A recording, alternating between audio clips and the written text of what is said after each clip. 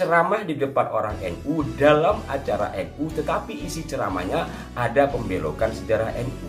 Bukannya ditegorkan, kemungkinan besar pulangnya malah diongkosin. Dari 6 orang ini Anda sudah bisa menilainya. Kalau untuk merusak satu kaum dengan merusak sejarah, lalu sejarah bangsa kita juga sudah dirusak dan sejarah NU juga sudah dirusak, klop kan?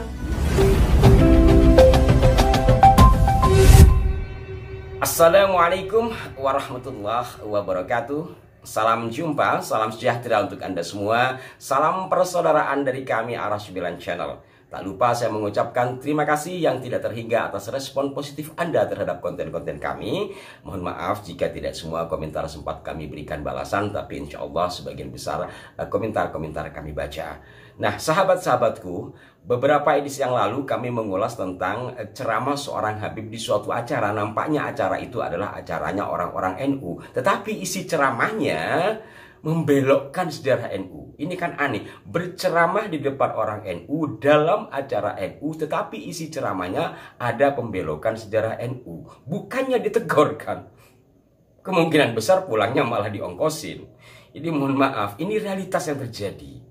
Maka itu edisi kali ini saya akan mengulas beberapa hal terkait dengan hal itu. Setidaknya saya akan memulai dari apa yang telah saya lakukan sejak 2017 yang lalu setidaknya terkait dengan indikasi pengaburan sejarah yang pada saat itu saya lakukan bantahannya di NU Online sebagaimana yang pernah kami kami tayangkan di kanal ini beberapa bulan yang lalu, yakni penyampaian sejarah NU versi Abah Lutfi yang menurut beliau sebelum berdirinya NU, menjelang berdirinya NU terjadi pertemuan ulama di Haramain, kemudian mengutus Abah Hashim untuk pulang ke Indonesia menemui Habib Hashim, mbah beliau lah kasarnya, lalu menemui Mbah Khalil Bangkalan. Apabila dua tokoh ini setuju maka lanjutkan. Indikasi pengaburan sejarahnya sangat kuat dan hal ini sudah saya ulas cukup gamblang ya, tetapi mungkin nanti saya akan taruh lagi di kolom deskripsi, silakan Anda untuk melihatnya. Itu yang pertama ya.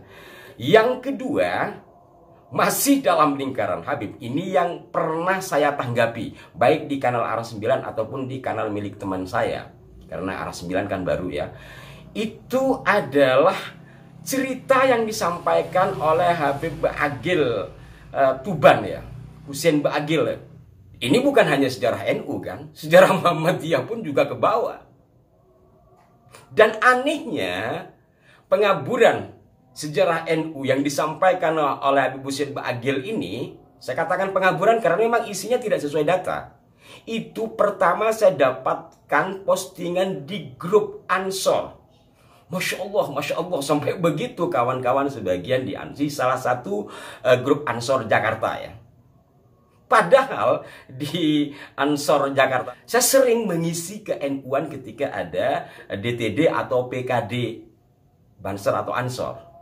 Tapi nyatanya ketika video itu ada beredar, mereka mengagumi, dianggap itu satu kebenaran. Ini kan sangat miris bin aneh. Itu yang kedua, Husein Ba'agil.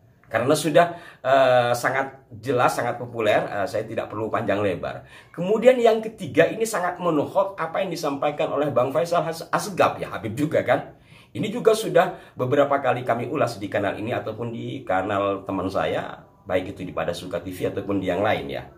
Kalau Bang Faisal ini, dia antara lain mengatakan bahwa Haji Hasan Gipo itu baru ada sejarahnya tahun 2018-an, 2000 sekian. Ini kan mendiskreditkan adanya sejarah NU. Nah, saya kan orang ma'arif. Setidaknya sejak saya di ma'arif, saya sudah tahu. Apalagi kita melihat umpamanya buku yang sering saya sampaikan kepada Anda, yaitu buku tulisan almarhum Kiai Haji Khairul Anam 1985, buku itu diterbitkan. Di buku itu sudah dijelaskan betapa kerja keras dari seorang Haji Hasan Gipo, seorang saudagar kaya Trasunan Ampel yang membaktikan hidupnya antara lain untuk NU. Bahkan sebelum NU beliau terlibat dalam Nahdlatul Wathon, Tasfirul Afkar. Itu ada, kenapa kok dibilang seperti itu? Bagi yang tidak membaca sejarah NU secara konkret, maka akan dianggap benar. Semacam ada upaya merendahkan pengurus NU. Dan hal-hal lain yang mendiskreditkan Mbah Hasyim Asy'ari. Termasuk juga di Konon Asasi dia mengatakan Mbah Hasyim mencomot dari pendapatnya Habib Asgaf. Ini kan kalimat-kalimat yang tidak pantas, di samping terindikasi membelokkan sejarah atau realitas yang ada dalam buku sejarah NU. Yang ketiga, Habib Faisal Asgaf. Yang keempat, saya hitung aja seperti yang pernah saya ulas ya. Yang keempat adalah Bahar bin Smith. Ini juga sudah pernah saya ulas. Nah, ini masih kaitannya dengan Konon Asasi. Bahar bin Smith mengatakan bahwa di Konon Asasi itu dijelaskan bahwa berdirinya NU minta restu 5 orang Habib. Mungkin sekilas kita simak karena ini tidak banyak yang tahu. Di dalam Konon Asasi di situ dikatakan berdirinya NU atas restu para Habib. Habib siapa? Satu, Habib Abdullah bin Ali Al-Haddad, gurunya Kiai Khalil Bangkalan. Kiai Khalil Bangkalan gurunya pendiri NU, Hasyim Asy'ari. Dua, Habib Abu Bakar bin Husain Asgaf, Bangil. Tiga, Habib Husain Al-Haddad, Jombang. Empat, Habib Abu Bakar bin Muhammad Asgaf, Gresik. Lima, Habib Ahmad bin Abdullah Asgaf. Nah, apa yang disampaikan oleh Bahar bin Smith ini saya temukan di 2 kanal YouTube ya, mungkin lebih ya. Yang saya temukan dua kanal YouTube yang berbeda, isinya sama. Bagi Anda bisa menggoogling Konon Asasi karena sudah diterbitkan secara online. Ya, mungkin sekilas juga nanti saya tampilkan. Tidak ada kalimat itu, tidak ada. Itu mengada-ada. Itu yang kelima ya, Mbah Lutfi, kemudian Habib Hussein Tuban, kemudian Bang Faisal. Oh, keempat Bahar bin Smith. Kelima. Yang kelima, saya tidak tahu siapa namanya Habib ini yang mengatakan bahwa berdirinya NU itu antara lain penggagasnya adalah Habib Muhammad bin Muhdor. Ya, bolehlah kita sekilas simak. Habib Muhammad bin Idris Al-Habsyi ini punya menantu. Mantunya yang bernama Al-Habib Muhammad bin Ahmad Al-Muhdor Bundusu. Dan Habib Muhammad bin Ahmad Al-Muhdor ini adalah salah satu pencetus daripada Nahdlatul Ulama. Nahdlatul Ulama waktu itu digagaskan oleh Habib Muhammad bin Ahmad Al-Muhdor.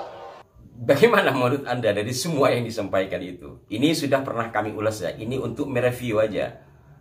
Yang keberapa tadi itu? Yang ke Abah Lutfi, kemudian Bagil, kemudian Faisal Asgaf, kemudian Bahar bin Smith, dan yang baru ini.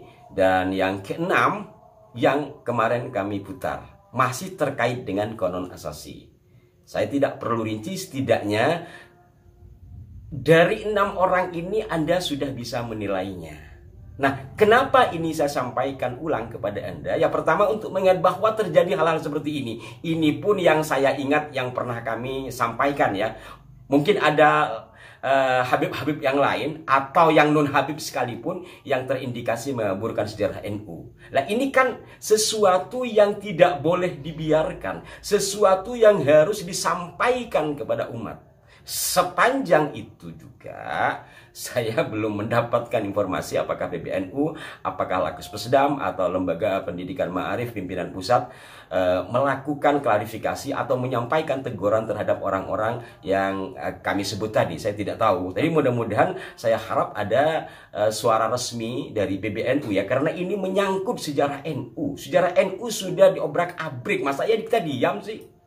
Itu yang pertama kenapa kami sampaikan ulang. Yang kedua, masih saja ada yang mengatakan bahwa itu kan hanya oknum. Oknum kok bererot? Kata orang Jakarta bererot ya. Oknum kok bejibun? Jangan-jangan ini satu strategi. Mestinya kan ke sana.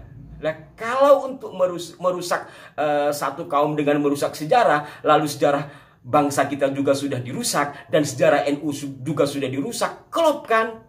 Nah, ini kan yang mesti menjadi pertimbangan permenungan bagi kita. Secara khusus karena fokus pada edisi kali ini adalah sejarah NU, adalah bagaimana kita semampunya meluruskan sejarah NU, dan sekali lagi harapan kami agar pengurus struktural yang berkaitan dengan kesejarahan di NU atau apapun sifatnya memberikan pelurusan, memberikan teguran, bukan malah dimuat di NU Online. Karena apa? Apa yang disampaikan oleh Abah Lutfi, sebelum saya memberikan klarifikasi, sebelum saya memberikan tulisan 2017 itu, sebelumnya sejarah versi beliau itu dimuat di NU Online. Kan aneh ya. Sebagaimana kisah berdirinya NU dan Muhammadiyah versi Bagil yang di-share oleh anggota Ansor di salah satu grup Ansor dan dipercaya. Ini miris. Walaupun ya alhamdulillah NU itu setahu saya kan ada MKNU, Madrasah Kader NU, yang diantara materinya adalah pendidikan sejarah ke-NU-an.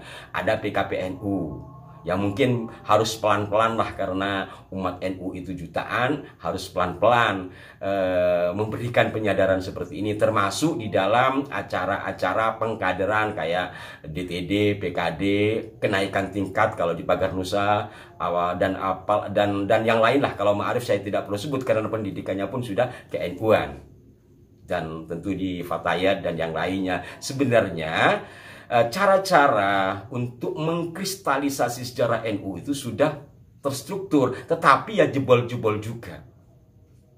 Dan dilalahnya, jebolnya itu malah dipercaya dan nyaring. Sehingga orang-orang yang tidak kenal sejarah NU, bahkan mungkin juga orang-orang kita, orang NU yang tidak tahu sejarah NU, malah mempercayainya. Kenapa? Karena yang menyampaikan tokoh. Demikian saudara-saudaraku sekalian, mohon kritik dan sarannya yang konstruktif di kolom komentar. Apa yang kami sampaikan ini hanyalah sebuah upaya. Kami tidak menggurui, kami tidak merasa hebat, kami tidak merasa bisa segala-gala, tetapi sebatas upaya semampu kami. Yang barangkali dengan ini ada manfaatnya, yang mudah-mudahan juga para muassis Nahdlatul Ulama, para muassis negeri ini juga meridhoi langkah-langkah yang kami lakukan, serta tak bosan kami memohon doa dari Anda. Mohon maaf jika ada kekeliruan. Sampai jumpa. Wassalamualaikum warahmatullahi wabarakatuh.